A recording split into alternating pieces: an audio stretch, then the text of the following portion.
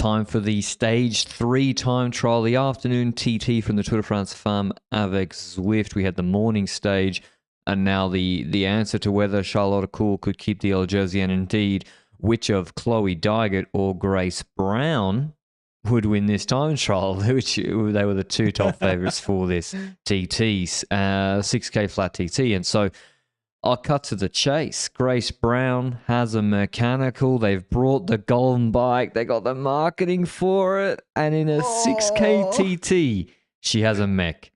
That is so bad. And it's like the course, I don't know if other riders had a mech, but Grace Brown eventually finishes still, where did she finish? 27? 19 seconds of Aardigst, but I'm not sure compared to the winner. 24 seconds back. She finishes 24 seconds back with a mech where she also did a slow change, and who knows if she was how motivated she would have been to continue. I firmly believe she would have won the TT without the mech, but I haven't timed the bike change. I believe she would have definitely been competitive versus the winner to win the time trial. It's impossible to say whether she would have won, but she lost quite a bit of time with that bike change, that rear wheel puncture. I feel like there was a bit of time where she was slowing down, pointing towards it. You're losing time there. You're losing momentum. Then you eventually stop. Then the bike needs to get to you. You need to get back up to speed. And it's a 6 kilometer time trial. So the margin of error, if you are the best time trialist here, is very limited, to the point that you can simply lose your time trial as a consequence of a mechanical. That can already happen on a longer time trial, but on a shorter one, the amount of time spent on the bike is shorter, so the amount of time relative to the bike change is different. Hey, math, there we go. But next to Grace Brown, I also want to talk about the rider that was on the hot seat when that happened. That was Loes Aardigst. That was the first proper time, in my opinion, in this time trial. She came across and put a time where at first you think, okay, that's a solid time. She's beating riders that you don't expect to be good at this time trial. But then more and more riders started coming. And yes, with Brown with the mechanical, she ends up on, I think, 19 seconds roughly off Loes Aardigst at the finish line. So I was thinking, okay, if Grace Brown did have that mechanical, she would have been above Loes Aardigst at the finish line. That's my opinion at that point. Then I see Van Dijk also doing a time trial. Yes, 8 weeks ago, 7 weeks ago, whatever it is, she broke 3 parts of her body and she's had to recover towards the Olympics, and Olympics time trial wasn't great, but her time trial today looked pretty good. And she was really close to Loes Aardigst, beating her at T1, I think, but not beating her at the finish line by a second and a half. And then Kristen Faulkner started moving, and when I was thinking about Faulkner, I was okay, she should be able to put a good TT as well. So I'm looking at her. Can she top 5? Can she podium this time trial? She should be able to beat Loes Aardigst based on previous expectations, but that wasn't the case either, right? Crazy TT where it was really like you're thinking, is it suiting the classics riders? Is it suiting the GC sort of heavier kilo, like the 55 to 60 kilo GC riders versus the 45 to 50 kilo ones like Nivea Doma? Or the sprinters, or the fit sprinters like Vos, or it was really hard to figure it out. And in the end, there was one rider, and it's the best rider in the world, Demi Vollering. You got to remember, a 3-second gap in this TT is a huge gap. Is a huge gap. This is a 7.5 minute TT. At T1, Vollering is level with Chloe Dygert. Chloe Dygert was equal first at T1. Dygert was 15th. From T1 to the finish. Now, it's only 5 seconds, and she's 3 seconds slower than someone like the Benji just mentioned, Loes Aardigst, so Dygert, quote-unquote, blew up or couldn't punch over. There was actually a highway ramp where it was a slower speed. What's it called?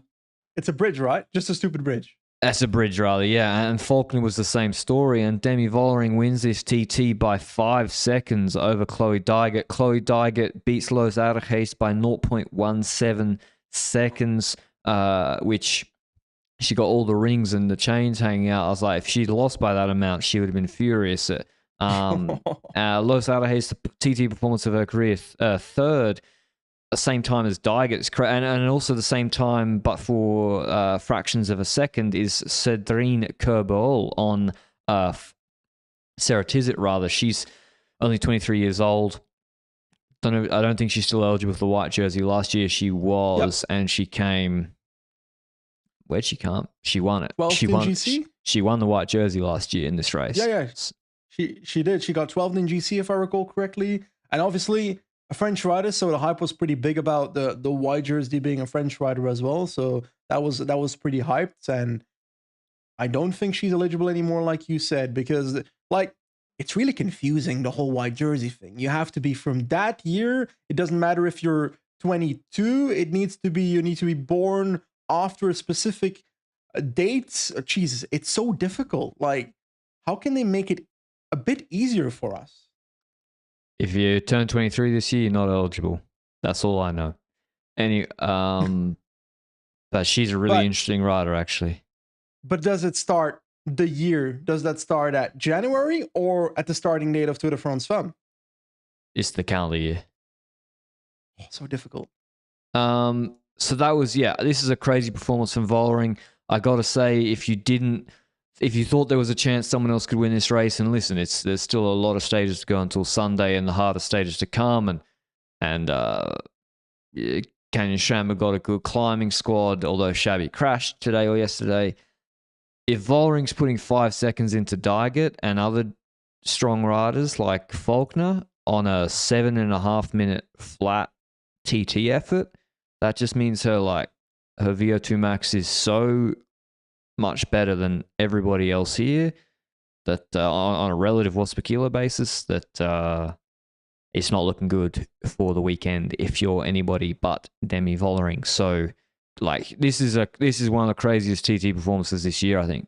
Actually, this is a monster performance. This is because when Pog beats the classics guys, it's still at least like a threshold effort, you know? And he is 66 kilos, and he's beating maybe guys 74 kilos, 77 kilos.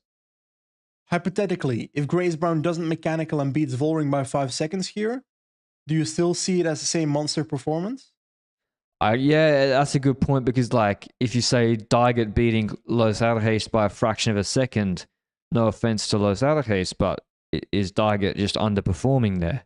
Has the wind changed? I don't know. They're in a city. So, yeah, I'd say maybe if Brown is there or thereabouts, but still, Vollering, I mean, I'm trying to look like Henderson's like a classics rider, and she's put 11 seconds into her. So, huge performance. Going through the other riders and just their pacing. Vollering was first from T1 to the finish, so she evenly paced it.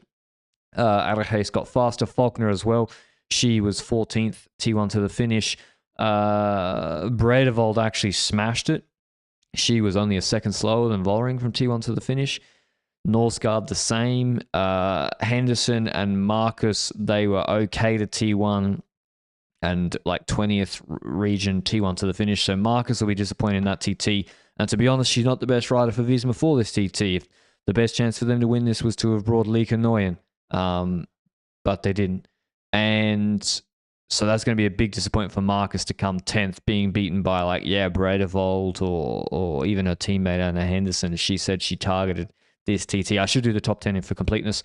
Vollering, Dygert, and Alhajes on 5 seconds, as well as Kerbel. Faulkner on 6 seconds. Van Dijk on 6 seconds. Good performance from her.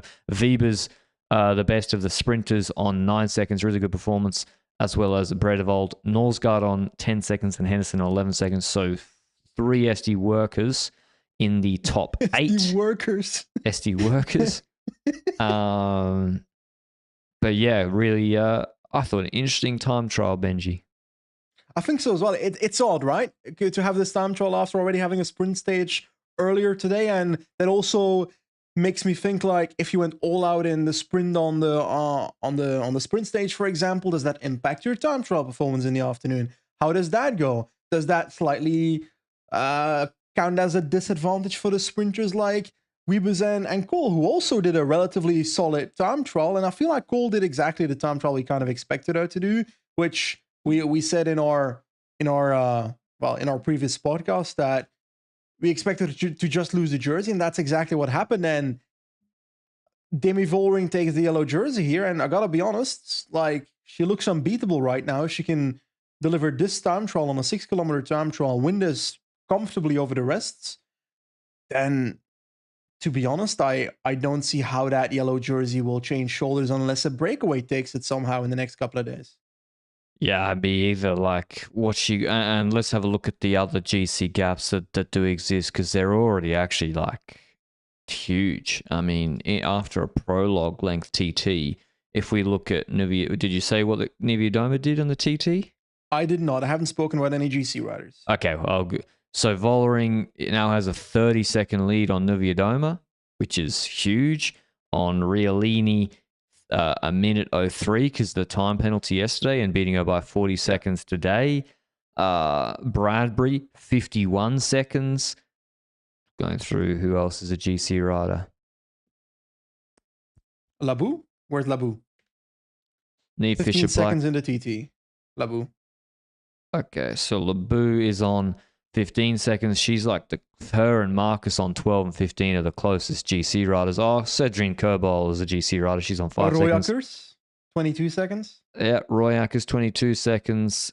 Van Anrooy 26 seconds. Man, that's kind of the area. These are Giganti 31 seconds. So the majority of the GC contenders, especially the big contenders, are on like 30 to 50 seconds already, which is a huge margin. And there's more bonus seconds that can be taken by Vollering in the stages to come. So yeah, anyone, I guess Riolini losing, what'd she lose in the end? 40 seconds. Question. It's kind of what we expected. Random question. We saw Balsamo in the Stam trial, and she's got like the table position, you know? You know what I'm talking about? In the time trial, when you kind of look like a table where you can literally put a glass on you and it's gonna stay there. She's in a table position. But when it comes to her head position relative to that, I don't know if you specifically saw it, but I wonder aerodynamically whether it benefits her that she's looking in front of her, or whether it would benefit her more that she's got her head down towards her TT skis. Because I feel like she was looking frontwards more, but maybe that is because she has the table position and therefore that might benefit her more. I don't know. It's like, it's an interesting question I have in relation to aerodynamics, but. Well, there's also, like some riders, do they have a custom setup? Like how many riders have actually been to the wind tunnel? Everyone, I think, the audience, even for men's cycling, very much overestimate how often riders are in the wind tunnel. There are top 10 GC Grand Tour riders who maybe don't go to a wind tunnel for 18 months, who maybe go once, then never retest it. And then in women's cycling, who knows? So it's very, very costly. It's also very time consuming. You almost need dedicated staff just for that specific function. And so I don't know the answer either, Benji. It's not my area of expertise. Is it harsh to not consider Faulkner as a GC rider? She got 12 at La Vuelta, which that's not crazy good, but that's top 10 material potentially in current form at the Tour de France Femmes. I wouldn't consider it harsh. She can't climb. Okay. Well, yeah, like normally. But she looks better this year, so maybe she can top 10. Well, when saying she can't climb, what is that related to? Because the watts are the watts as well, you know? But yeah. That was just based on. No, I'm being a bit facetious, but like for example, she's 11th on the sort of I think how long was that effort? 12 minutes in the Vuelta, losing a minute. So like, yeah, she can climb fine. Maybe not that much worse than someone like Marcus or Labou, but a little bit worse. And then if you look at Vinweiser, it's also she loses like 2:15 there. In my head, she should be able to do what Mavi Garcia does. No, Mavi Garcia is a much better climber. I agree. That's what I'm saying. She should be able to do that based on. Oh, she's heavier, mate. Mavi Garcia is lean as fuck. Have you seen Yeah, that? that's true. Well, on TV. Yeah, I agree with you. Faulkner is more powerful all-round rider. Let's say there's a 5 kg difference, is my rough guess, between the two. 5-6 kg. That's that's a difference we see there. But hilly terrain like stage 4, which we haven't spoken about yet, I'm interested to see what Faulkner can do there. Yeah, Faulkner's 2 to 5 minutes is unbelievably good. So, and that's where she made the difference in the Olympic Games road race. That's where she was good in Strada Bianca. I think in the 20-minute efforts, she has not been as good. Like when I looked at the Vuelta, where she lost a lot of time to someone like Marcus, who's maybe similar weight range on not that hard a climb. But she might have improved from there. Definitely she can top 10 the race if she plays her cards right and paces herself, but Glandon up to Wes is very, very, very difficult, where someone like Lebu and even Riolini are to be expecting to take minutes and minutes. For sure. But yeah, tomorrow's stage, as Benji said, 123 k's from Valkenburg to Liège, starting with Amstel Gold Race circuit and then finishing with the Liège-Bastogne-Liège final. So there they do the Bemmelerberg and the Carberg, where the break probably won't form because breakaways, I don't know, maybe I'm being cynical. Maybe the break will form when there's a bit of opportunity. And SD Works now are in the leader's jersey. And then we go to Côte de la Redoute, 1,600 meters at 8.7%, 40 k's from the 35 k's from the finish. Then the Côte des Forges, and then the Côte de la Rochefoucauld, 1,300 meters, 10%, followed quickly by Boncel, which is 1,200 meters at 5.2%, a bit easier, which is about 12 k's from the flat/descent finish in Liège. It was won this year by Grace Brown, the actual one-day race, in a small group sprint that included Demi Vollering, Kim Kadzau, who's not here actually. That was her big breakout performance. Niewiadoma, Shabby, who's crashed. Longoborghini, who's also not here. But that's a much, much harder race. That had 2,640 meters elevation gain, and tomorrow it has about 800 less. So still hard, but not as hard as the overall Liège. Honestly, great stage design, bar the fact that I think the stage is a bit short. I would have liked to see this as a 150 kilometers, 170 kilometer stage like we had last year on the Rodez stage, I think, which was that hilly stage, because that really made for intriguing racing. And I think the start being the Dutch Kouwberg area might give opportunities for breakaways to go up the road. I sincerely hope there's teams that realize that if they go to the line, they won't win. And if they go in the breakaway, they've got the chance to take a QM jersey and to potentially win the stage if there's enough people that believe in that opportunity, which there should be, to be honest. And that will make it hard for a team like SD Works. But is there any team outside of SD Works that should control tomorrow? Visma for Vos, I would say. Okay. If I look at where, she wasn't that close in this year's Liège-Bastogne-Liège, I don't think, from memory. Or what if Vos goes in the breakaway for the IS?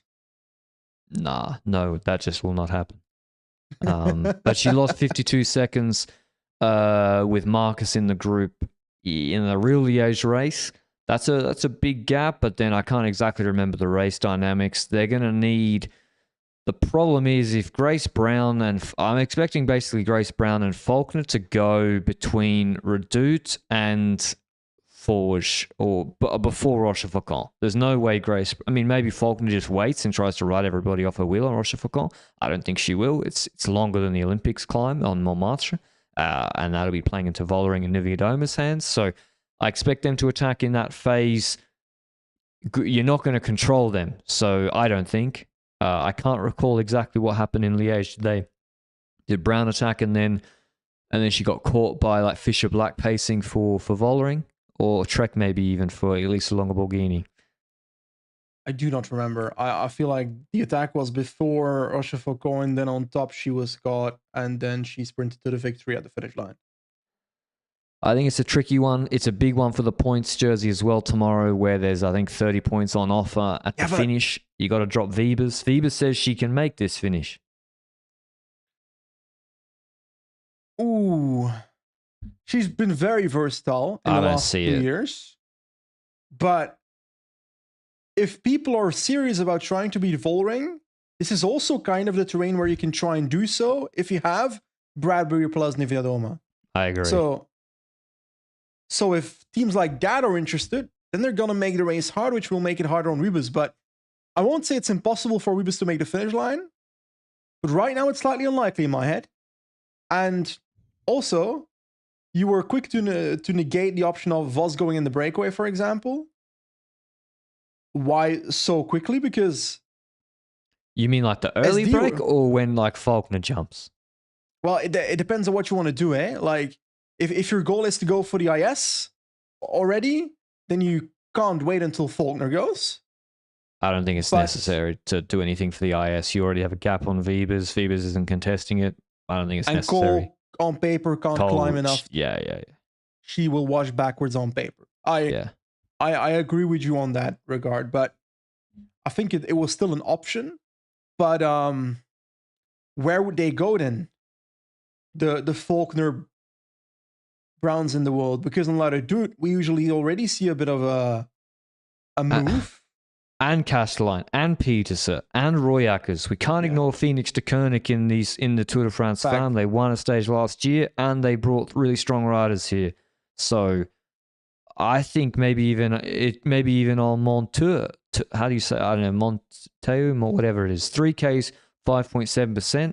That's hard enough already to be. It's also got an 11% 600-meter section near the top. I think riders got to start launching there, and because SD Works, their biggest chance to win this stage is not Lorena Wiebes, it's Demi Vollering. Very, very clearly, you just keep it simple.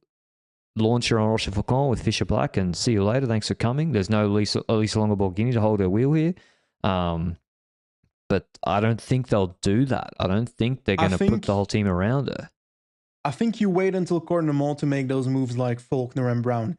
You want your team, because let's be honest about it, outside of Brown, yes, there's a few riders on FDG, for example, but they can pace through Dude and hope that half of SD Works disappears on Ladder Dude, for example. Because they will. And if there's less domestiques to control, then you can make those moves on Cornemont towards Côte des Forges. Because then there's a bit of an ups and downs and not necessarily like the full-on climb of Rochefoucauld yet. So you want to have enough of a gap by Rochefoucauld to be able to keep it on Rochefoucauld against someone like Vollering. Yeah, like FDJ, for example, they have Aardegeest, Ambacra, Courigny. They can pace Redoute to drop Bredevold or Majoris Vash or Gorishian for sure will be dropped. So, and the same goes for Canyon SRAM Racing. Do they use Paladin and Skalniak Soika and Towers to put a pace there to create opportunities for Bradbury, Shabby, Nividoma, or even Chloe Dygert?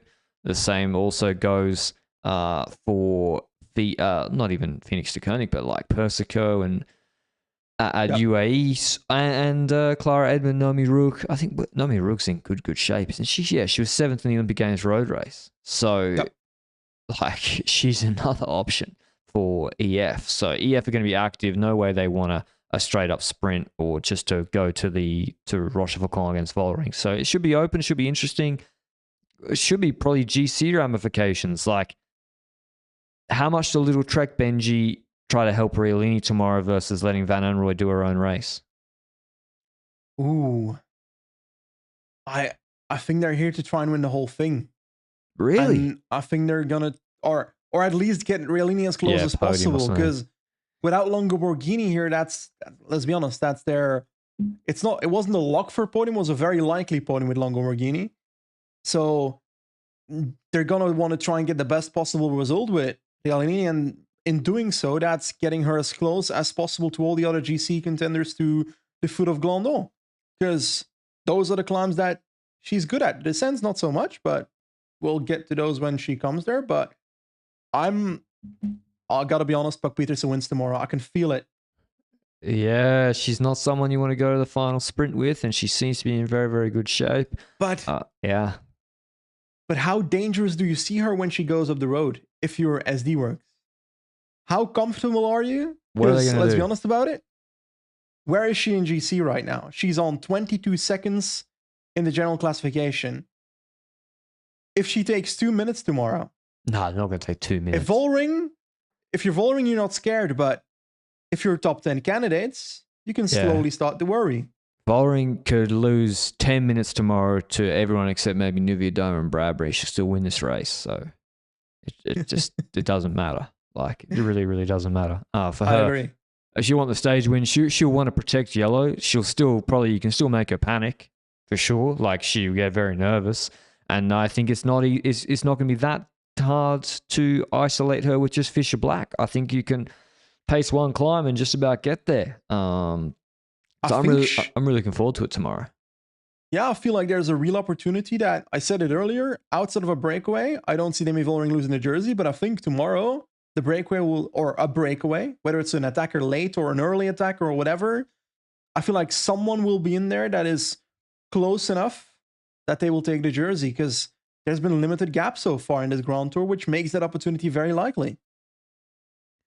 I really don't know who to pick. I'm gonna go with Juliette Labou in a small group sprint of riders who can't sprint. It's gonna be like Bernal against Landa and in that Androni sprint in like Piemonte or something back in the day. It's gonna be Labou out sprinting Bradbury and another rider. They're all gonna sneak away. So the GC riders. Yeah. Fair. I'm enjoying that possibility. What's Nivea Doma's flat sprint like? It's mid. She should beat Labou in a sprint, right? So she can't be in that group, I'm afraid. I wouldn't be so sure of that. It depends on the day. I wouldn't be so sure. Anyway, looks to be a good stage. I'm looking forward to it. You're looking forward to it. Yep. Everyone watching is looking forward to it. So should be good. Let's put Demi under pressure. Don't wait until Sunday.